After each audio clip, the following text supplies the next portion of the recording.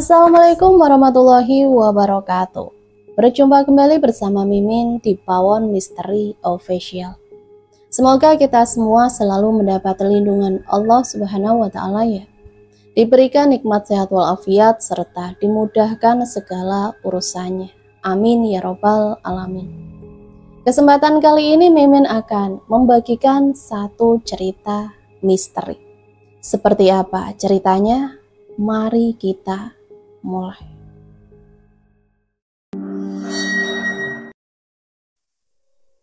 Malam hampir datang, angin yang beralun sendu mengalirkan kesan tersendiri. Di hutan, pepohonan rindang justru jadi tantangan. Tidak ada yang tahu apa atau siapa yang bersembunyi di antara cabang dan semak belukar. Ketika matahari sudah tenggelam, saatnya semua waspada. Tanah atau udara, semua berbahaya. Aku capek. Keluhan itu sudah yang ke-30 kalinya didengar rombongan kecil itu.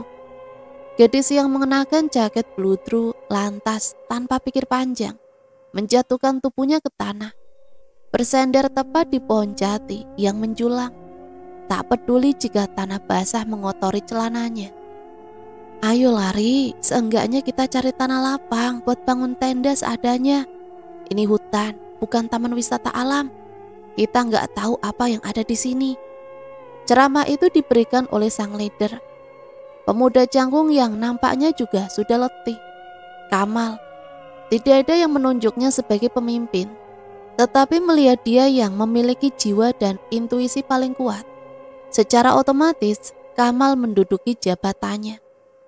Capek Mal, kita udah jalan dari kemarin sampai malam, gak tahu kemana tujuan kita. Jawab Riri, gadis berambut panjang itu memejamkan mata sejenak. Betisnya sudah kaku dan membesar, ia butuh istirahat. Riri, Isabel, kali ini gadis berambut sebau itu menunduk, mensejajarkan tubuh pada sahabatnya yang mati-matian, merehatkan badan. Isabel juga lelah. Tapi Kamal benar, tidak menutup kemungkinan mereka akan celaka jika berdiam diri di tempat serawan ini. Ri, ayo jalan bentar lagi. Benar kata Kemal, kita harus cari tempat luas buat bangun tenda. Iya, di sini mayoritas pohonnya besar sama berdekatan. Bahaya kalau kita di sini. Besar kemungkinan ada binatang buasnya. Kali ini Yuda yang berucap. Satu-satunya pemuda blasteran Prancis di rombongan, senior dari jurusan psikologi. Saya cuma nggak mau salah satu dari kita celaka. Mau saya gendong? Biar aku yang gendong. Yuta sama Kemal bantu-bantuin tas Riri aja. Ini Abbas yang nyerobot. Sudah bukan rahasia publik jika Abbas menyukai Riri. Hanya saja begitulah. Ah, kamu aja yang bawain tasnya Riri, Mal. Saya mau bawain tas Isabel, kasihan dia juga kecapean. Saud Yuta, pemuda itu langsung mengambil alih rangsel di pundak Isabel, meraih tangan Isabel yang nyaris ambruk untuk memapahnya perlahan.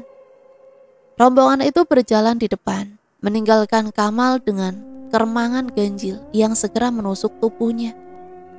Perlahan Kamal menunduk untuk mengambil tas Riri yang tergeletak di tanah. Sebelah matanya membeliak, tertahan karena melihat kelebatan bayangan hitam yang bergerak cepat di belakangnya. Kamal tidak salah lihat, buktinya setetes air liur menetes di lehernya. Api unggun menyala terang di tengah tanah lapang. Yuta, Abbas, dan Riri tepat duduk melingkar sembari menghangatkan diri. Sementara Kamal sibuk meneliti petanya lagi, sembari mencoba untuk tidak memikirkan kembali perihal air liur yang menetes di tengkuknya. Isabel tidak ada dalam kerumunan. Gadis itu sudah meringkuk di dalam tenda, antara tertidur atau pingsan. Tapi kata Yuta, Isabel tidur. Yuta sendiri yang memastikannya, entah bagaimana caranya.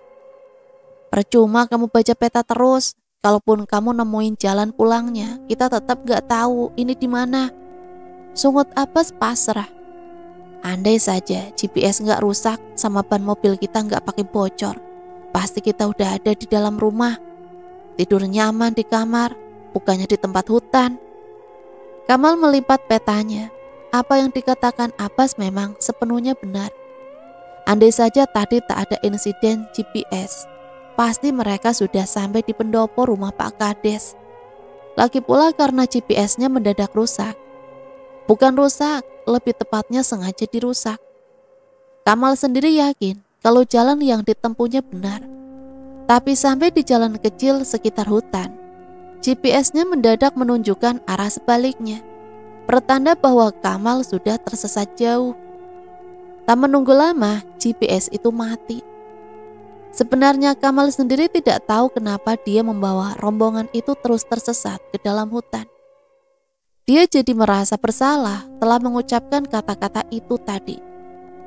Kita istirahat dulu, sekalian cari bantuan. Kalau misalnya ada penebang kayu yang lewat.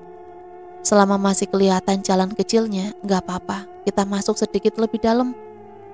Dan sekarang mereka justru berjalan sampai sedalam ini karena ular Riri yang terperosok ke jurang kecil. Itu artinya kita bakal tersesat terus di sini. Kita nggak bisa pulang, iya kan? Mendadak Riri terisak, membayangkan mati di tengah hutan, membuatnya frustasi. Maknanya mereka akan kekal di dalam hutan. Jasad mereka akan tenggelam oleh pepohonan dan akhirnya akan jadi arwah gentayangan yang mengerikan. Udah, mending kita kumpulin makanan dulu. Persediaan air juga habis. Kalaupun kita mati di sini, saya nggak mau mati karena kelaparan. Ucap Yuta sambil bangkit berdiri, diikuti oleh Kamal. Ri, kamu temenin Isabel di tenda. Ikut saya sama Kamal. Tapi tiang kayu di tengah itu buat apa ya? Tanya Kamal seraya menunjuk ke sebuah tiang di tengah lapangan. Tiang kayu yang memang sengaja dipasang di sana. Di dekatnya ada tali tambang yang berantakan, persis sehabis digunting. Mereka baru sadar ketika Kamal menunjukkan, karena warna kayu yang nyaris menyatu dengan malam. Itu kayu sama tali. Kalau ada dua benda itu berarti kemungkinan besar ada manusia di sini. Gemerisik pertanda ada sesuatu yang menginjak dedaunan. Pohon besar di depan mereka bergerak pelan. Semak berduri yang menjadi pagar alami juga nampak mencurigakan. Kamal berhenti, ia langsung memberi isyarat Riri untuk masuk ke dalam tenda. Sementara Yuta dan Abbas sudah bersiap dengan pisau dan parang di tangan mereka. Meskipun tidak tahu caranya bertarung, setidaknya mereka tahu bagaimana cara parang menebas tubuh orang. Satu anak panah tepat meluncur, tanpa pemikiran tapi dengan titik akurasi yang tepat. Akumulasi yang patut diacungi jempol, melewati Yuta dan Abbas, berhenti di tengah-tengah mereka, menembus kain tenda yang mendarat pada seseorang yang sial. Isabel, kewarasan mereka bubar kala mendengar jeritan Riri. Kamal yang berlari paling awal diikuti dengan Yuta, sementara Abbas masih berjaga di luar, waspada jika musuh yang jelas manusia itu menyergah keluar. Isabel! Panik, Kamal mencoba menggendong Isabel keluar. Setidaknya Kamal bisa mengawasi gadis itu langsung dari bola matanya. Isabel, tenang. Riri, cepat ambilkan kotak P3K di dalam. Yuta sama Abbas, kalian tetap jaga pertahanan. Isabel meringis perih. Panah itu tepat menancap di lengan kirinya, nyaris menembus seluruh lengannya. Darah enggan berhenti. Kaos kuning yang dikenakan Isabel berlumuran darah, perembas cepat dari luka yang menganga lebar. Riri, cepat! Satu anak panah kembali dilesatkan, entah untuk tujuan apa. Riri yang nyaris menjadi korban jika saja Abbas tak siaga. Pemuda itu langsung menarik Riri hingga jatuh tersungkur. Tepat sebelah anak panah itu menancap di kepalanya. Musuh mereka manusia, bersembunyi di kegelapan dan memanfaatkan kelemahan mereka yang berjejer di tanah lapang. Tapi yang diserang hanya perempuan, seperti Isabel. Panah itu harusnya bisa menembus jantung Yuda atau Abbas, tapi tidak. Yang diincar justru yang ada di dalam tenda. Hai, keluar kalian. Kami bukan orang jahat. Jika mau bertarung, ayo sini, jangan bersembunyi. Pekik Abbas. Tindakan gegabah karena selanjutnya derap langkah mulai terdengar. Mereka berlari dan melompat, muncul di hadapan satu persatu. Jumlah yang besar, setidaknya 15 orang. Semua berpakaian hitam, bertopeng coklat dari ukiran kayu yang menutupi seluruh wajah, membaur dengan kegelapan malam. Sebenarnya sedikit kejutan karena ada manusia yang tinggal di hutan sedalam ini. Riri, kamu jagain Isabel. Aku bakal bantuin Yuda sama Abbas, ucap Kamal memperingatkan. Kerumunan orang berpakaian hitam itu memasang kuda-kuda. Seorang pria tua, sedikit beruban dan satu-satunya yang mengenakan sorban putih, maju mendekat. Tumbal hari ini. Isabel melenguh kesakitan. Matanya perlahan tapi pasti mulai terbuka. Membiarkan sensor retinanya beradaptasi dengan sekitar. Masih malam, masih di tenda. Isabel tidak ingat jelas apa yang terjadi. Seingatnya tadi ada segerombolan orang-orang berbaju hitam. Mereka bertarung sengit dengan Kamal, Yuta, dan Abbas. Setelah itu Isabel tidak tahu, karena sesuatu yang tiba-tiba menusuk di hidungnya lantas membuyarkan kesadarannya. Isabel, udah bangun? Tanya Yuta. Isabel melirik menatap Yuta yang sibuk mengusapkan dedaunan di beberapa titik wajahnya. Isabel sontak terduduk, menepuk sendiri dadanya yang terasa ngilu dan perih. Sekujur badannya terasa sakit. Isabel langsung muntah darah. Bibirnya bahkan berlumuran darahnya sendiri. Tubuh Isabel nyaris lengket karena berlumuran banyak darah. Minum dulu, ucap Yuta sembari buru-buru memberikan air mineral dan mengusap pelan punggung gadis itu. Tiduran aja Ki, kamu perlu istirahat, biar saya olesin lagi tanaman herbal itu di wajah kamu. Serangan tadi ternyata ada racunnya dan tubuh kamu sekarang udah bereaksi dari penangkalnya. Isabel berdehem mengusap bibir dengan punggung tangannya sembari menatap Yuda tak paham. Yang nyerang kita tadi siapa? Keadaan Kamal, Riri sama Abbas gimana? Mereka baik-baik saja kan? Istirahat dulu Nduk, biar saya yang jelasin. Celetukan itu membuat Isabel menoleh. Menghampiri mereka berdua, Isabel langsung was-was. Ia tak akan lupa bahwa pria tua dan gerombolannya itu yang menyerangnya tadi. Gak usah takut Bel, itu Pak Saleh orang baik kok.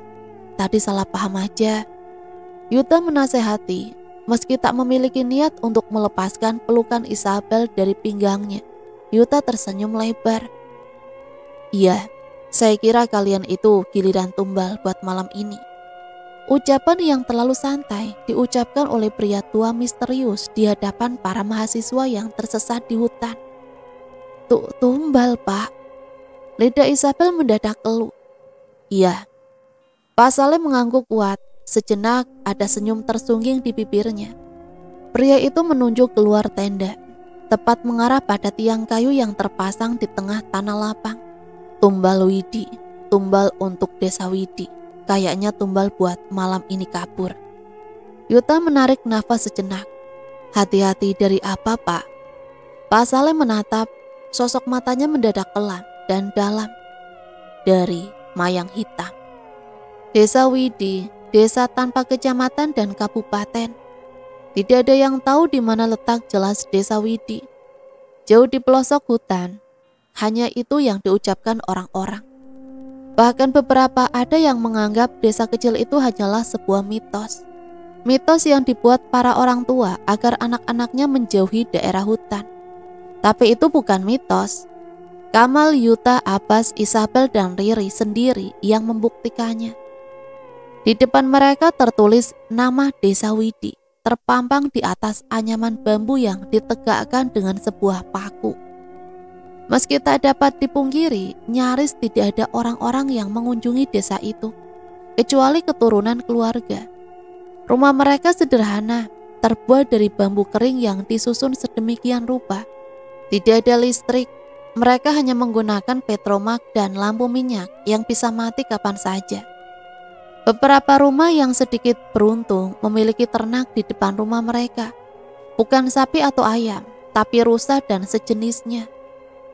Ini desanya Pak, tanya Kamal.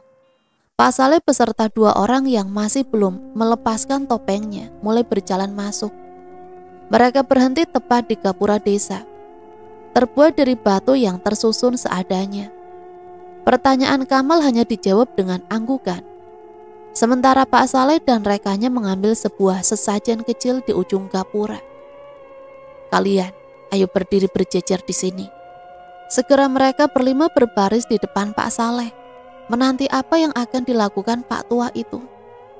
Di tangan Pak Saleh sendiri ada beberapa potong bunga melati dan kendi kecil air yang ditata di atas pinggiran besi. Ada jarum kecil juga di samping kendi, entah untuk apa. Kalian ambil 1 bunga melatinya, lanjut Pak Saleh.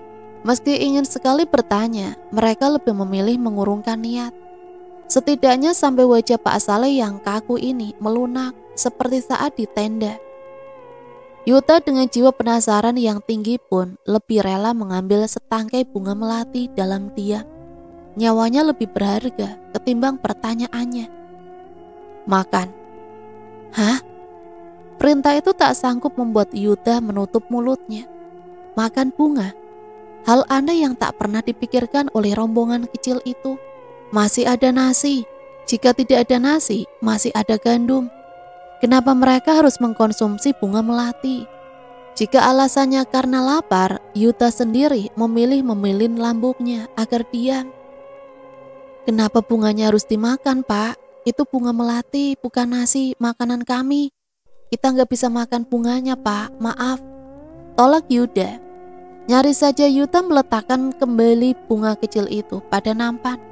Tapi tangan keriput Pak Saleh lebih dulu bergerak cepat. Bawa kembali, tegur Pak Saleh. Matanya menyisir rombongan itu perlahan. Kalian jangan lupa, ini desa Widi yang jadi mitos misteri. Kita berbaur dengan hutan dan alam, bahkan sampai mati. Kita tetap tak akan tahu apa yang perut bumi sembunyikan. Ingat, kita ini hidup berdampingan dengan mereka. Jauh dari kata kota yang jelas sudah terkikis adatnya. Pak Saleh menarik nafas panjang. Usia tua menghalanginya berbicara banyak. Sudah, tidak usah menolak. Ritual ini memang khusus diadakan untuk para pendatang. Niat saya baik. Saya cuma gak mau kalian kenapa-napa. Yuta hendak memprotes lagi, tapi melihat Isabel yang melarang dan juga Kamal yang menahan. Akhirnya pemuda itu mengalah. Serempak mereka memakan bunga melati di tangan, mengunyah, meskipun ekspresi aneh jelas terlukis di wajah mereka. Sudah, minum air ini dulu. Ini air dari sungai di barat desa. Saya jamin bersih, ucap Pak Saleh. Melihat ekspresi Riri yang begitu berjaga-jaga, mau tak mau, membuat Pak Saleh harus menekan kata bersih. Karena bagaimanapun sungai dan muara mereka masih jernih, tak ada limbah atau kotoran lain. Ritualnya sudah selesai, Pak, tanya Kamal. Perut kosongnya sudah mulai melilit.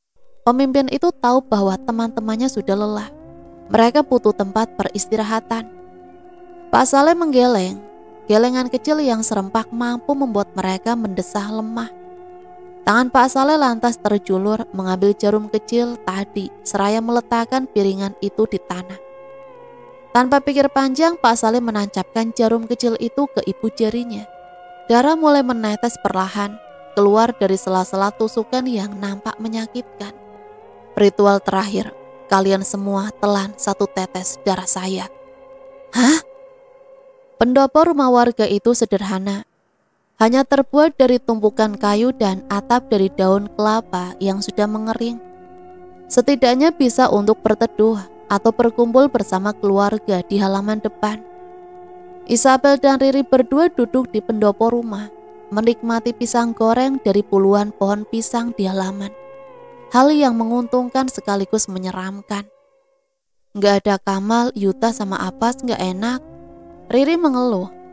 Ketika pisang goreng sudah dilahapnya habis, mereka memang tinggal berpisah dengan Kamal, Yuta, dan Abbas. Begitu ada di desa Widi. Rumah yang ditinggali 3 orang pemuda itu berjarak sekitar 5 rumah dari tempat Riri dan Isabel. Tidak masalah, hanya saja jarak 1 rumah ke rumah lain di desa itu cukup jauh. Ya udah, masih beruntung kita dikasih tempat buat nginep. Kamu mau semalaman di hutan? Tanya Isabel seraya menyeruput teh hangatnya. Riri menggeleng. Walau serba tradisional dan sederhana, setidaknya lebih baik ketimbang mendekam di hutan. Tapi Bel, kamu ngerasa aneh gak sih? Riri berucap, merapatkan duduknya pada Isabel. Desa ini aneh tahu, Pak Saleh juga aneh. Peluangnya itu cuma sekian persen kalau ada orang tinggal di pelosok kayak gini. Jarang terjamah orang, wilayahnya aja nggak terdeteksi sama sekali. Dulu ibu bilangnya desa Widi itu mitos, nggak nyangka ada beneran. Bahkan sekarang aku di sini. Isabel terdiam sejenak, dia mengeluarkan sebuah jimat dari saku. Lantas teringat bahwa ia belum memasangnya. Iya, aku pikir juga gitu, tapi kita ikutin aja ritual yang ada. Ingat kata Pak Saleh, ini bukan tanah kita, ini tanah mereka. Kita hormat aja. Riri berdehem, meletakkan kembali pisang goreng keempat yang hampir dimakannya. Jimatnya wajib dipasang di pintu rumah. Kita juga nggak boleh keluar kalau matahari udah tenggelam kan? Gimana kalau kita coba langgar tradisi itu? Gak usah pasang jimat gitu. Isabel menggeleng keras, tanda bahwa ia menolak permintaan Riri. Gak bisa, aku gak mau ambil resiko, Ri. Pak Saleh benar-benar waspadai kita tadi. Isabel menghela nafas panjang. Mendingan kita mandi, ada tempat mandi di belakang desa, kata Pak Kades. Isabel bangkit berdiri. Ayo, ini udah hampir malam. Memang benar, jika air di desa itu dinginnya bukan main. Isabel dan Riri bahkan hanya mencelup-celupkan kaki mereka di air sungai. Peralatan mandi yang mereka bawa juga tergeletak begitu saja. Di samping batu hitam yang biasanya menjadi tempat mencuci para wanita di desa kebanyakan. Kamu gak ada niatan buat mandi, Bel? Enggak ah, airnya dingin. Tolak Isabel malas. Setelah berkata demikian, Isabel mencium bau tubuhnya sendiri. Tapi aku udah 2 hari gak mandi, gak nyentuh air, bau banget. Riri tertawa, ia mencium bau tubuh Isabel, bercanda, lantas menutup hidungnya rapat-rapat. Iya kamu bau banget sumpah. Kayak kamu gak bau aja. Keduanya lantas tertawa. Tawa yang nyaris hilang, karena terlunta-lunta semalaman di hutan. Udah, kata Pak Saleh waktu matahari turun, kita harus sudah ada di dalam rumah, jangan lupa. Isabel lantas menjeburkan diri pelan-pelan ke dalam air. Hanya sebatas pinggang, tapi sensasi min yang dirasakannya berkali-kali lipat. Dingin tapi sejuk, Isabel mulai mengambil kain bersih dan menggosok tubuh seadanya. Riri menolak, ia hanya duduk di pinggiran sungai, sembari sesekali mencelupkan kain untuk digosokkan ke tubuhnya. Matahari hampir terbenam, mereka tak lupa. Hanya saja mereka sedikit lalai. Bel, mataharinya sedikit lagi tenggelam, ayo cepat. Lama-lama takut nih, mana gelap lagi. Riri yang tadi mengusulkan ide gila langsung menciut tak kala malam tiba. Hanya ada 2 lampu petromak yang menerangi jalan setapak. Satu di pinggir sungai dan satu lagi ada di tengah jalan. Isabel juga sama paniknya. Tapi apa bisa dikata, terburu-buru hanya membuat mereka tambah lama menata. Berniat bersikap positif, tapi nyatanya mereka diberi sugesti negatif secara langsung. Angin yang entah datang dari mana menggoyangkan deretan pohon bambu di depan mereka, bergerak cepat seiring dengan gelapnya dunia. Matahari sudah tenggelam seutuhnya. Petromak yang jadi satu-satunya penerangan mereka mati karena angin biasa atau sebuah tiupan yang disengaja. Mereka berdua serempak diam membisu. Isabel yang lebih dulu memberi isyarat dengan menggenggam tangan Riri yang entah kenapa terasa begitu dingin. Gelap menguasai mereka, hanya cahaya bulan yang masih mengiringi jalan sekitar. Pohon bambu di depan mereka bergoyang mencekam, pergerakan yang terlalu dadakan. Tidak ada angin dan batang bambu yang bergerak begitu kerasnya di luar pemikiran untuk masuk akal. Terlebih ekor mata mereka menatap satu layar kain putih bercampur merah yang berkibar dengan beringasnya. Atau lebih tepatnya terbang. Mereka merasa terancam karena masih ada di luar ruangan. Aku takut. Rini mencicit, balik menggenggam tangan Isabel yang sama dinginnya. Riri jadi bertanya-tanya apakah yang ia pegang memang tangan Isabel. Tenang, kita pergi pelan-pelan. Ri, ikuti aku. Isabel memberi instruksi, meskipun suaranya sedikit bergetar menahan takut. Belum sempat meredam ketakutan dan bersiaga untuk lari, kali ini suara dari dalam air seakan memantrai mereka untuk dia. Kompak keduanya menoleh berbarengan ke sumber suara. Bukan penasaran, hanya refleks yang mereka sesali seumur hidup. Mereka berani bersumpah bahwa apa yang dilihat nyata tanpa rekayasa. Mereka bahkan menyesali harus mandi sore itu. Bahkan jika bisa, Riri ingin sekali membuat dirinya lupa ingatan. Kedua mata mereka tak akan pernah bisa melupakan wujud itu. Seorang perempuan bertanduk merah yang keluar dari air, disertai kedua mata putih pekat menatap mereka berdua. Hanya saja bukan itu yang membuat mereka ketakutan. Tapi yang selanjutnya terbentuk hanyalah kepala dengan leher terkoyak tanpa badan, melayang mengejar mereka berdua. Suasana malam di desa memang sunyi sekali. Belum lagi suara gagak yang bergaungan, entah dari mana asalnya. Pepohonan nampak mengerikan. Gemerisik daun sedikit saja sanggup membuat mereka menutup mata. Yuta bersandar pada meja kayu dan menatap pada jendela bambu yang tertutup korden kain bekas di depannya. Satu petromak diletakkan tepat di sampingnya. Sementara Abbas dan Kamal duduk di tikar bawah ditemani satu petromak pula.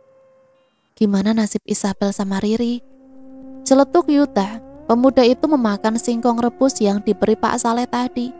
Setidaknya cukup untuk mengganjal perut. Aku juga gak tahu. Kamal menarik nafas panjang. Aku khawatir sama mereka berdua. Kalian pasti tahu, Isabel sama Riri itu sama-sama penakut. Tapi mau gimana lagi? Kita terobos saja malam ini. Kita susul ke rumah mereka berdua. Usul Abbas semangat, persis seperti usul Riri tadi. Iya, saya juga mikir gitu. Saya ngerasa ada firasat gak enak buat mereka. Kayak ada sesuatu yang terjadi. Yuta berucap cemas. Tangannya berkali-kali mengetuk alas meja, tak sabar. Rasanya juga ada sesuatu yang buruk. Kalau gitu kita langsung susul mereka aja. Aku khawatir sama Riri juga Isabel. Tapi harus ada 2 orang yang jaga di sini. Kalian tetap di sini biar aku yang nyusul ke sana. Seru apa semangat, nyaris membuka pintu sebelum Kamal menarik kaosnya. Duduk dulu Bas, kita harus rencanain mateng-mateng. Desa Widi itu mitosnya kota, kita benar-benar gak tahu seluk-beluk di sana, ataupun yang orang-orang sebut dengan nama Mayang Hitam. Lanjutnya pelan. Yuda ikut nimbrung, dia turun dari kursi kayu yang sudah reot karena termakan usia. Iya, Pak Saleh cuma bilang Mayang Hitam, gak tahu makhluk apa itu. Di Desa Widi, Mayang Hitam jadi ketakutan jelas. Saya lihat sendiri ekspresi Pak Saleh tadi waktu cerita, tegang banget. Mungkinkah ada tragedi sampai Mayang Hitam jadi misteri? Bisa jadi. Pembicaraan mereka semakin seru saja. Bisa jadi pernah ada tragedi di Desa Widi ini. Kalian pasti paham kalau api tak akan pernah menyala jika kalau sumbu tidak pernah dipatik api itu sendiri. Aku jadi penasaran. Ada tradisi apa di desa ini sampai ada tiang di tengah hutan yang katanya buat tumbal? Kita harus cari tahu sebelum mati penasaran. Saya benar-benar ngerasa kalau kita harus lari jauh dari desa ini. Usul Yuta gelisah. Berkali-kali ia mengacak rambut demi melampiaskan rasa frustasinya. Tapi yang perlu kita waspadai Mayang Hitam itu sendiri. Bukan hal gak mungkin kalau Mayang Hitam itu datang malam ini. Abbas hanya bisa mengangguk. Ia merapatkan tubuh pada Kamal dan Yuta, tak kalah merasakan hawa semakin dingin di sekitar mereka. Bercerita mengenai sosok mitos mengerikan di tempat itu sendiri pada malam hari, dan hanya ditemani petromak, bukanlah hal yang pernah dipikirkan Abbas sebelumnya. Bas, panggil Kamal. Abbas menoleh singkat. Apa? Kamu udah pasang jimat yang dikasih sama Pak Saleh tadi di depan pintu kan? Lanjut Kamal was-was. Diamnya Abbas sanggup membuat Yuda dan Kamal tercekat. Tenggorokan mereka terasa kering mendadak. Terlebih ketika mereka yakin di luar langit sudah mulai gelap. Tanpa dikomando, Abbas merogoh kantong jeans yang dikenakannya seraya berdoa. Semoga saja perkiraan Kamal salah. Abbas tertegun sejenak. Ia mengangkat benda kecil bertali dari kantongnya. Lupa, kata orang, saya itu yang paling cantik. Saya bidadari desa. Saya primadona desa. Saya paling dieluh-eluhkan di sini. Gadis kembang yang banyak incarannya. Tapi mereka itu jahat. Mereka tidak mau melihat wajah saya. Mereka tidak mau menatap kedua mata saya. Mereka takut. Mereka jahat. Mereka tidak tahu kisah aslinya. Saya benci mereka. Saya benci mereka karena tidak mau melihat wajah saya. Sama seperti kalian yang tidak mau bertemu saya. Kalian sama jahatnya. Sudah berapa kali saya bilang, diam. Omonganmu itu enggak berguna. Pria botak dengan sorban yang justru melingkari lehernya itu mencengkram tangan Riri. Mengurutnya keras hingga beberapa urat menonjol di pergelangan dan telapak tangan. Ah, kalian sudah mengorbankan saya. Kalian sudah memotong kepala saya. Jadi kalian harus. Tutup mulutmu, sialan. Gertak pria itu lagi. Tak sabar ia mengambil kain yang langsung disumpalkan di mulut Riri. Keringatnya sudah mengucur deras, pertanda ia sendiri mulai kewalahan. Isabel ikut berjuang menahan kepala Riri yang sedari tadi memberontak. Sementara giginya terus bergemelutuk menahan marah. Pak Rasim, gimana ini? Riri belum sadar juga. Apa perlu kita panggil Pak Saleh? Usul Isabel. Dia sendiri sudah lelah berlari tadi, dikejar kepala buntung hingga akhirnya diselamatkan oleh Pak Rasim yang kebetulan berniat pulang setelah selesai berburu di hutan. Jangan panggil Saleh ke sini. Si tua itu pasti sudah tidur di samping lampu minyaknya. Kerjaannya molor sehabis minum jamunya Roro. Jawab Pak Rasim. Kumis yang menghiasi wajahnya memang membuat Pak Rasim garang. Tapi siapa sangka jika yang nampak galak ini masih iri-iri sedikit dengan Pak Saleh. Semua yang ada di desa ini tahu kalau Pak Saleh dan Pak Rasim itu sahabat yang juga sering beradu pendapat. Dan tak jarang kekuatan otot yang menjadi hasilnya. Siapa yang bilang saya si tukang molor sehabis minum jamunya Nyi Roro? Mereka berdua kompak menoleh. Pak Saleh berdiri di pekarangan rumah sembari melepas kopiah kulit rusa di kepalanya. Lumpur hitam membekas di kaki tanpa alas. Tangan Pak Saleh sendiri berlumuran darah. Sementara di sampingnya ada dua hewan tak bersalah yang tergeletak bersimbah darah. Isabel tertegun, Pak Saleh habis berburu. Saat matahari sudah tenggelam, dengan tubuh berumur di kegelapan malam. Isabel menatap tak percaya, penuh tanda tanya. Isabel akhirnya membuka mulut. Pak Saleh habis selesai berburu. Penjelasannya nanti saja, kita tangani dulu teman kamu ini, Nduk. Jawab Pak Saleh. Rasim, ngurus yang beginian saja, kamu tidak bisa, cemen. Pak Saleh mencibir, dia meminta satu gelas air yang langsung diberikan Isabel. Pak Saleh berkomat kamit yang jelas entah berkata apa. 2 menit melafalkan kalimat yang tak dimengerti Isabel. Pak Saleh mulai menekan dahi Riri pelan. Menekannya sedikit seraya terus berucap. Riri berteriak keras, matanya melotot dan mulai meracau. Sementara Pak Saleh sendiri mulai mengeluarkan darah dari mulutnya. Isabel panik melihat cucuran darah yang sudah mengalir di dagu Pak Saleh. Tapi saat gadis itu melihat Pak Rasim anteng-anteng saja, Isabel lebih memilih mengalihkan atensinya pada sumpalan kain di mulut Riri yang entah sejak kapan sudah terlepas. Kalian harus mati, desa ini terkutuk. Lepaskan saya, kamu tidak tahu siapa saya. Lepaskan, saya berjanji akan membalas dendam pada kalian. Begini, saya kasih penawaran, kamu mau pergi sendiri atau saya usir? Ucap Pak Saleh memberi penawaran. Giginya yang menyeringai sudah berlumuran darahnya sendiri.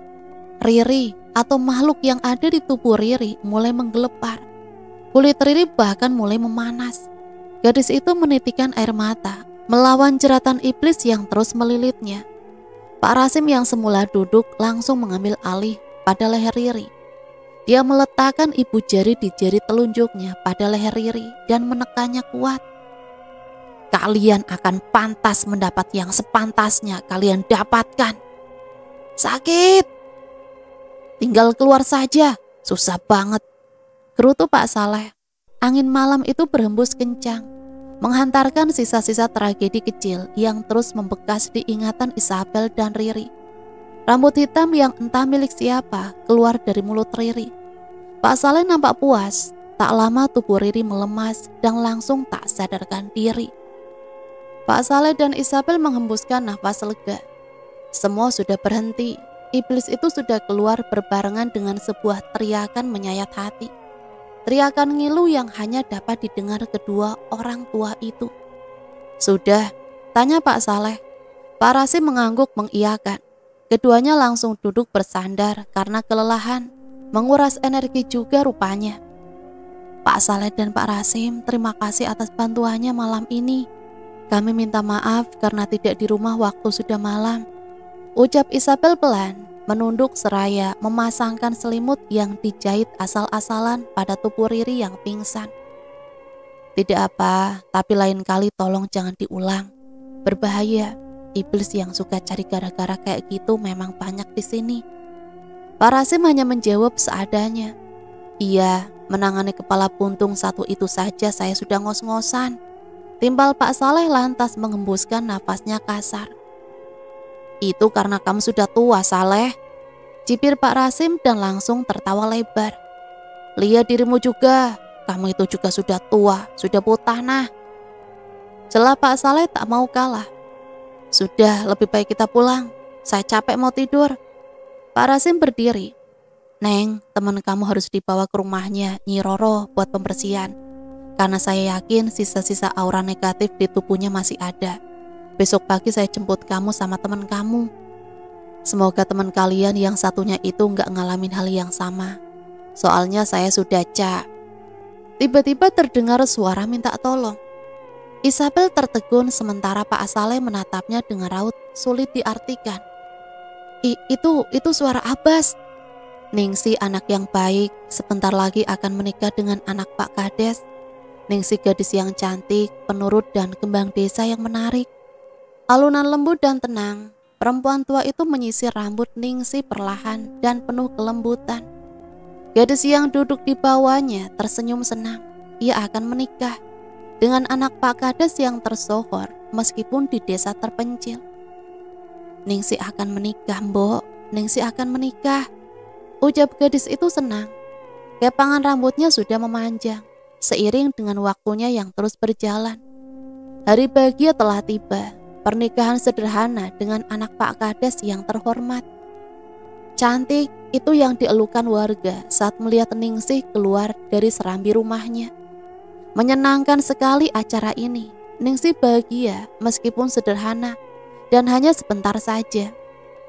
Kebahagiaan itu datang begitu cepat lalu pergi dengan sekejap, meninggalkan pintu penderitaan untuk diketuk oleh korban. Menghantarkan melodi menyayat hati yang membuat senyuman mengembang. Ampun. Tangisan pilu itu sudah keluar dari bibir Ningsih saat ia pertama kali bertandang. Pisau tajam menancap di kakinya. Sebuah usaha agar dia tidak melarikan diri. Wajah Ningsih hancur, rusak dan penuh luka. Kata warga ia terkena kutukan karena telah melanggar adat desa. Tapi Ningsih berteriak, bukan itu yang sebenarnya terjadi. Tatap mata Ningsih, Mbok. Ningsih masih cantik kan? Kenapa kalian semua tidak mau melihat Ningsih? Apa karena sekarang Ningsih buruk rupa? Ningsih masih cantik. Ningsih cantik. Jeritnya, kerumunan yang mengadili Ningsih menjauh. Air mata benar-benar mengalir bersama dengan darah dan daging yang terkelupas di pipinya. Ningsih sudah tidak cantik. Dia terluka. Ningsih sudah jadi bangkainya desa.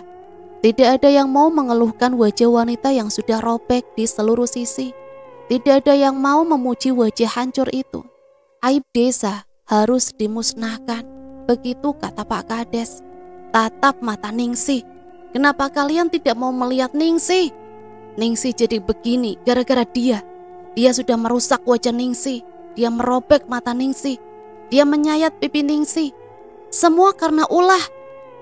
Parang itu tepat menebas leher Ningsih, memenggalnya, memisahkannya dari tubuh penuh luka. Begitulah akhir nasib Ningsih yang malang. Kepalanya tergeletak begitu saja di tengah kerumunan warga yang sama banyaknya dengan darah yang menggenang di lingkaran. Ningsih sudah pergi, mati, membawa dendam yang ia janji akan ditepati. Pagi sudah menyongsong hari. Sejenak menyinari desa yang semalam dirundung misteri.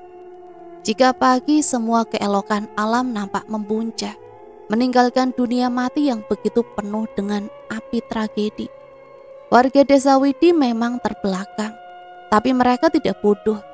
Ribuan pantangan tersimpan begitu eratnya di hati para orang tua, menyimpannya untuk disampaikan pada turunan anak cucu kelak. Neng Isabel, Neng Riri, kedua gadis yang sedang sibuk berbenah itu menoleh ke arah ambang pintu. Meskipun baru sekali berjumpa, mereka masih sanggup mengenali suara berat dari pita suara Pak Rasim. Keduanya keluar berbarengan dengan Isabel yang memapah Riri berjalan. Setelah kejadian kemarin, sendi di tubuh Riri terasa teramat susah digerakkan. Di luar bukan hanya ada Pak Rasim, tapi juga ada Kamal, Yuta, dan Abbas yang sedang dipapa oleh kedua pemuda itu. Abbas kenapa juga? Tanya Isabel bingung. Kamal langsung mengambil alih Riri dari Isabel, membantu gadis itu agar tidak keberatan. Iya Neng, sembrono sekali. Kalian ini lupa kalau desa ini pantangannya bukan mainan, ucap Pak Rasim sembari memakan pisang goreng yang ditentengnya. Sekali lagi kami minta maaf Pak Rasim. Kami berjanji kejadian seperti ini tidak akan terulang lagi. Kami sudah kapok Pak, didatangi makhluk bungkusan seperti itu. Baru pertama kalinya semalam. Kamal mewakili, bergidik ngeri saat mengingat kawanan bungkusan putih yang melompat-lompat, mendesak untuk memasuki pintu dan jendela mereka. Kalian didatangi pocong? Tanya Isabel ragu. Yuta yang mengangguk, dia menggeleng kecil untuk menghalau kenangan mengerikan semalam. Iya Bel, pocong, ucap Yuta mengawali. Waktu kami sadar jimatnya belum dipasang, tiba-tiba ada yang bentur pintu kenceng banget. Waktu kami buka buat lihat lewat jendela, ada pocong yang wajahnya bernanah, lagi benturin kepalanya di pintu. Pak Rasim tertawa, kencang seakan geli sekali. Wajar Mas, saya hampir setiap malam ketemu pocong, tapi satuan. Kalau kolonial ya baru kemarin lihatnya. Rumah Nyi Roro memang bagus, tapi tak lebih baik ketimbang rumah di sampingnya. Bisa dibilang rumah Nyi Roro cukup layak untuk dihuni. Puluhan pohon pisang menempati halamannya. Ada pohon randu yang menghiasi pekarangannya juga.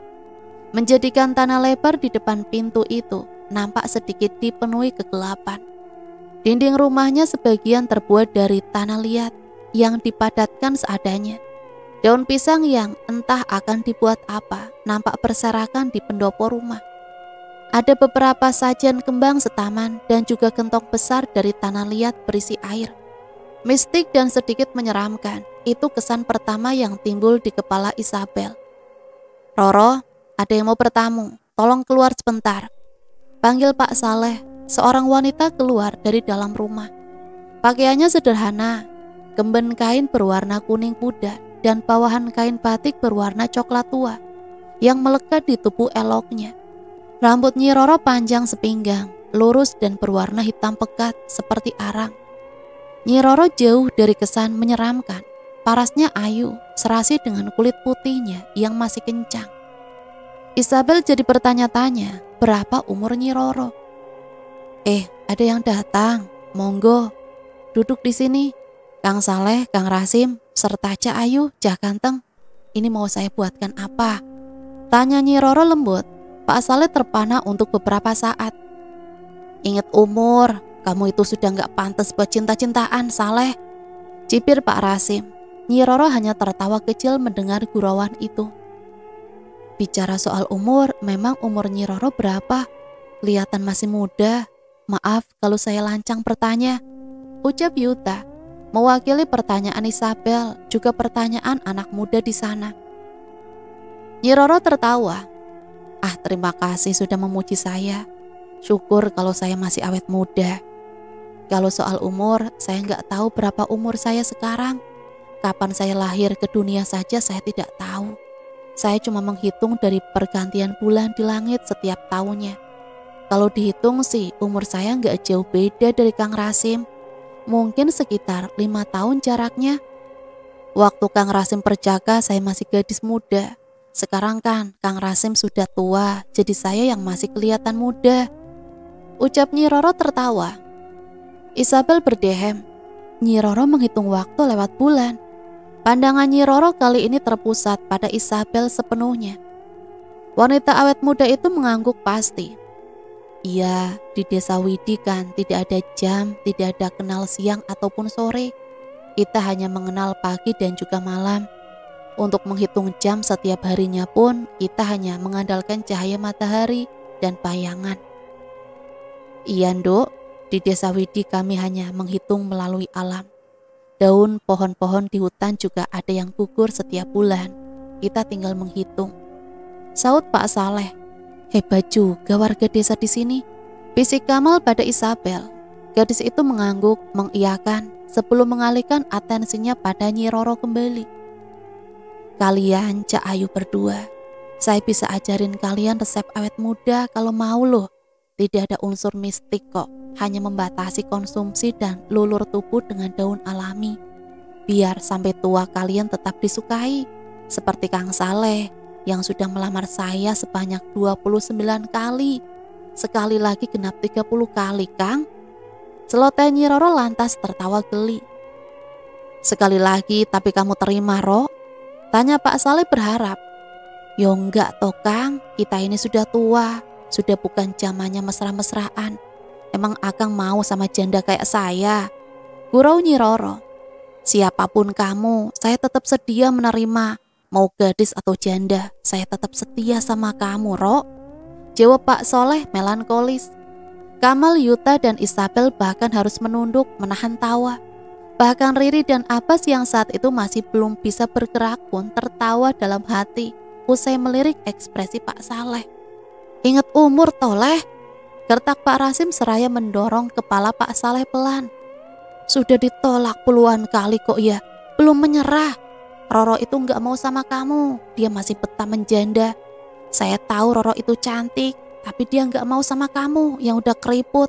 Mbok yo peka gitu loh. Nyi Roro tertawa lepas. Kang Saleh dan Kang Rasim itu memang suka sekali dengan saya ya. Kang Rasim juga pernah melamar saya 10 kali, terus nyerah kan? Baik Pak Saleh, Nyi Roro ataupun semua remaja itu tertawa semua. Terkecuali Pak Rasim yang hanya bisa menunduk malu. Mereka itu penggemarnya Nyi Roro, pemikat jamunya dan penikmat paras ayunya. Suasana pagi itu menyenangkan. Penuh canda tawa sebelum Kamal bertanya sesuatu yang membuat raut wajah ketiga pemuka desa Widi itu berubah. Kalau Nyi Roro sudah menikah, di mana suami dan anak-anak sekarang, Nyi? Saya harap kamu tidak akan pernah menanyakan hal seperti itu lagi. Hening, tidak ada satupun sedikit pun dari Kamal. Ketika otaknya perlu penjelasan lebih rinci, ketimbang penolakan dengan secara halus seperti ini. Mereka berdua tadi mengatakan ingin mengambil perlengkapan di halaman belakang. Tapi bukannya bersegera, keduanya justru berakhir dengan perdebatan. Kehidupan Roro itu sudah masa lalu, memori lama yang menjadi bagian dari hidupnya. Yang lalu jangan pernah ditarik kembali ke masa kini. Saya harap kamu bisa mengerti. Melihat Kamal yang masih bergeming, Pak Rasim hanya menghela nafas kasar. Saya tahu apa yang ada di pikiran kamu. Ada kejanggalan, dan saya yakin otak kamu tidak akan tenang jika belum menemukan jawaban. Pak Rasim menarik nafas sejenak. Tapi asal kamu tahu, Sesuatu yang tenggelam, biarlah tetap tenggelam. Jangan memaksa sesuatu yang tidak seharusnya kamu tahu. Pak Rasim hanya berucap demikian. Pria itu berbalik untuk mengambil sekendi air dan beberapa peralatan. Sebelum suara Kamal yang sedari tadi dia membuatnya berhenti. Tapi Pak Rasim hanya berdiri membelakangi. Sesuatu yang tenggelam suatu saat akan muncul juga ke permukaan. Abbas dan Riri, keduanya berbaring di dua papan kayu yang berbeda. Di atas tubuh Abbas terhampar kain putih yang nyaris menutupi seluruh tubuhnya. Sedangkan di atas tubuh Riri tergelar kain bercorak kembang. Pak Rasim dan Kamal yang baru saja muncul dari halaman belakang langsung mengambil posisi. Wajah masam. Pak Saleh tak ingin bertanya kenapa wajah Pak Rasim menjadi seperti itu. "Kamu kenapa?" Isabel dan Yuta yang menyingkir di ambang pintu langsung mengalihkan atensinya pada Kamal. Wajahnya sungguh buruk. Isabel jadi bertanya, "Tanya apa yang terjadi di belakang tadi?"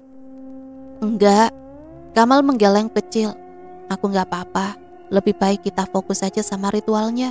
Jangan sampai kalian kena juga." Isabel dan Yuta hanya menurut. Dia tidak ingin menggali lebih jauh ketika yang bersangkutan lebih nyaman memendamnya sendiri. Semuanya sudah siap. Suara Nyi Roro terdengar memendar. Pak Rasim dan Pak Saleh langsung mengangguk, mengiyakan dan mulai mengambil fokus. Pak Saleh berdiri di belakang Riri, mengunci kepalanya yang menjadi titik utama. Pak Rasim juga berdiri di belakang Abbas tanpa melakukan apapun. Nyi Roro berbisik, "Upacara baru akan kita mulai." Langit yang semula cerah langsung memayungkan awan hitamnya.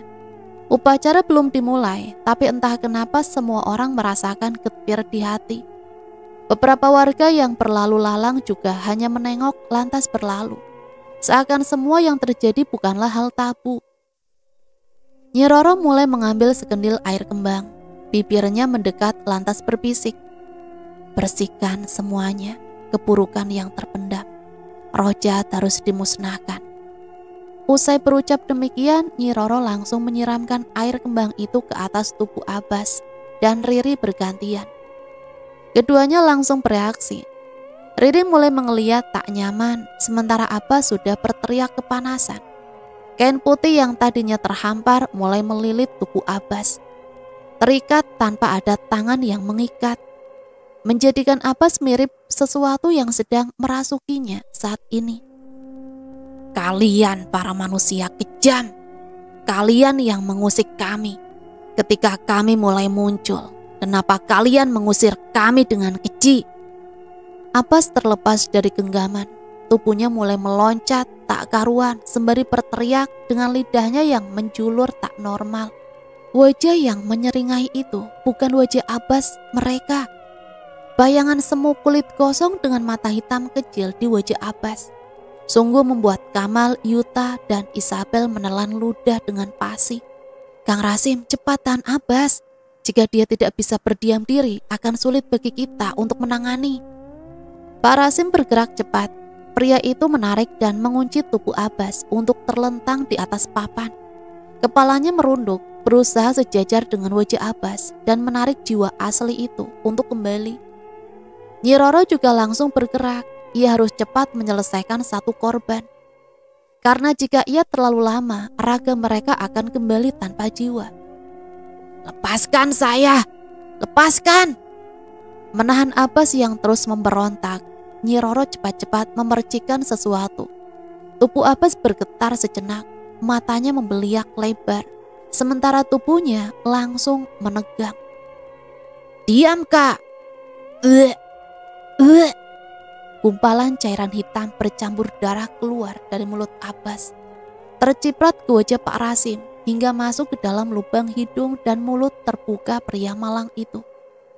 Abbas langsung memelas, kedua matanya terpejam, sementara Pak Rasim langsung menjauh, menutup mulut dan mati-matian, menahan gejolak pisang goreng yang ia makan tadi pagi untuk naik ke kerongkongan. "Abbas sudah selesai, Kang Rasim. Tolong awasi Abbas jikalau dia bangun dan menyakiti dirinya sendiri," ucap Nyi Roro. Pak Rasim langsung bangun dan mengusap lendir hitam yang menempel di matanya. Menjijikan. Desisnya lalu beranjak mendekati Abbas. Nyi Roro hanya bisa menatap prihatin, lantas mengalihkan atensinya pada Riri. Nyi Roro tersenyum sendu. Keadaan Riri yang diam sedari tadi tak lebih baik ketimbang Abbas. Riri, tubuh gadis itu memang diam seakan tanpa nyawa. Hanya kepalanya yang terus diantukan, hingga membuat Pak Saleh terpaksa merelakan kulit tangannya tertusuk oleh serpihan kayu. "Lakukan dengan cepat ya, Ro, tangan saya sakit," ucap Pak Saleh seraya meringis ngilu. Nyi Roro mengangguk kecil. Wanita itu menatap tajam. "Siapa di sana?" Tidak ada jawaban. "Siapa di sana?" Masih tidak ada jawaban. "Saya tanya, ada siapa di sana? Jika masih tidak ada jawaban, saya berjanji akan mengeluarkan dengan paksaan." Riri tertawa nyaring. Dia berbalik lantas menyunggingkan senyum selebar mungkin. "Aku Ningsih." Baik Nyi Roro, Pak Saleh maupun Pak Rasim terdiam untuk sesaat ketika mendengarnya. Ningsih. Mereka pernah mengenal pemilik namanya. Riri tertawa kencang. "Kalian hidup di atas tuntutan apa? Berdiri di atas tangan siapa? Manusia-manusia bodoh yang tidak bisa membedakan mana yang baik dan mana yang buruk seperti kalian itu. Harusnya sudah kembali ke tanah." Seketika Pak Saleh menjerit kencang, tak kalah Riri mengantukkan kepalanya sekuat tenaga, membuat punggung tangan pria itu berdenyut membiru dengan bayangan samar dari serpihan kayu melintang di kulitnya. Refleks melepaskan cengkraman, Pak Saleh harus menyesal karena dia melepaskan genggamannya. Pergerakan Riri menjadi semakin bebas. Yang mati sudah sepantasnya mati. Desisnya merangkak di atas papan kayu dengan mata yang menatap nyalang pada sekitar. "Ketika malaikat maut belum bekerja, akan saya bantu dengan mengirim kalian ke neraka." Riri melompat secepat mungkin, merangkak dengan kedua tangan bersama bibir yang tak henti-hentinya tersenyum lebar. Hanya satu yang akan ia terjang, bayangan yang menguar di kilatan mata sudah menjelaskan siapa yang akan ia terkam. Nyi Roro. "Kamu mati!"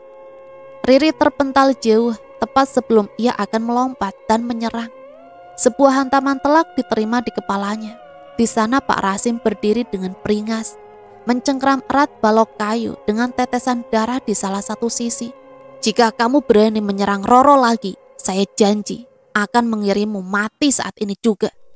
Pak Rasim berteriak penuh emosi. Kuku-kuku tangannya yang menekan erat mulai tampak memutih. "Saya benar-benar akan mengirimmu mati untuk kedua kali." Nyaris semua yang ada di sana terkejut. Tak terkecuali Nyi Roro yang hanya bisa terdiam mencerna sekelebatan adegan di depan matanya. Kamal, Yuta, dan Isabel membeku. Tenggorokan mereka yang ingin berteriak pun terasa keluh. Mereka ingin membantu, tapi kedua kaki mereka tak ada yang sedikit pun bergerak maju. Otak mereka berusaha berpikir logika. Apakah yang ada di dalam tubuh itu benar-benar jiwa teman mereka? Sekarang terasa seperti melupakan sesaat fakta bahwa mereka berteman. Terdengar menyakitkan. "Rasim!" Pak Saleh tiba-tiba berteriak kencang. Pria itu langsung berlari dan mengunci tubuh Riri yang diam dan menatap datar. "Letakkan balok kayunya." Gertaknya menatap Pak Rasim yang masih diam tak bergeming dengan nanar. Riri hanya tertawa meremehkan. Rembasan darah di kepala ia biarkan begitu saja menetes masuk ke dalam mulutnya. "Ayo kita bermain tebak-tebakan," ucapnya lantas melebarkan senyum dari telinga ke telinga. "Kalian itu hanya bidak di atas permainan ini. Tapi bidak tidak akan bergerak jika tidak ada pemainnya. Pemain kalian itu. Mati saja kamu sekarang juga!" Pak Rasim berteriak dengan balok kayunya yang terangkat tinggi, bersiap memecah tempurung kepala siapapun yang dikehendakinya. Sebelum kelebatan kaki, Pak Saleh sanggup membuat balok dengan serpian tajam itu terlempar jauh. "Apa yang kamu lakukan, Rasim?" Meskipun iblis yang berbicara, tubuhnya itu tetap manusia. Dia bisa terbunuh. Pak Rasim terdiam. Sedetik kemudian, pria itu terengah dengan keringat yang membanjiri tengkuknya. Apa yang akan ia lakukan tadi? Membunuh manusia? Benar begitu? Pak Rasim tidak bisa berpikir logis. Kang Rasim, biarkan saya yang mengurus Riri. Menarik pundak Pak Rasim untuk menjauh seraya menatap Riri yang masih saja tersenyum lebar. Nyi Roro hanya bisa menarik nafas panjang. Wanita itu berjalan mendekati Riri yang masih menatapnya tajam. Kang, tekan titik utama indranya. Pak Saleh mengangguk. Pria itu lantas menekan titik tengah dari dahi Riri seraya memusatkan semua fokusnya. Nyi Roro bertindak cepat, menyiramkan sekendi air lagi, memejamkan mata seraya berbisik. Yang berasal dari tanah sudah sepantasnya kembali ke tanah. Yang mati sudah sepantasnya mati. Nyi Roro langsung membuka mata. Di sana Riri balik menatapnya dengan tajam. Saya tidak akan kembali karena sebelum saya mati, saya masih memiliki janji untuk ditepati, yaitu membunuh kalian semua. Mandik hitam itu menggulir hilang berbarengan dengan keluarnya asap hitam dari mulut. Ada teriakan menyayat hati yang hanya didengar oleh Nyi Roro. Tubuh Riri langsung ambruk tak sadarkan diri. Beberapa orang di sana langsung menghela nafas lega, tapi semuanya belum selesai. Karena nyatanya Isabel melihat sebuah kepala melayang di atas tubuh Riri, menatap ke arahnya dan tersenyum dari telinga ke telinga. Isabel tak bisa menjerit, tubuhnya kaku. Secepat kepala itu melayang ke arahnya, secepat itu pula Isabel mendengar bisikan parau di telinganya. Pergi, lari, jangan sampai kalian mati. Nah teman-teman, ceritanya sampai di sini dulu ya. Nanti sambung lagi ke part yang selanjutnya. Sebenarnya ada misteri apa sih? Dan siapa Ningsih sebenarnya? Sampai di sini saya pamit undur diri. Mohon maaf apabila banyak salah kata. Sampai berjumpa kembali di part selanjutnya. Matur nuwun. Wassalamualaikum warahmatullahi wabarakatuh.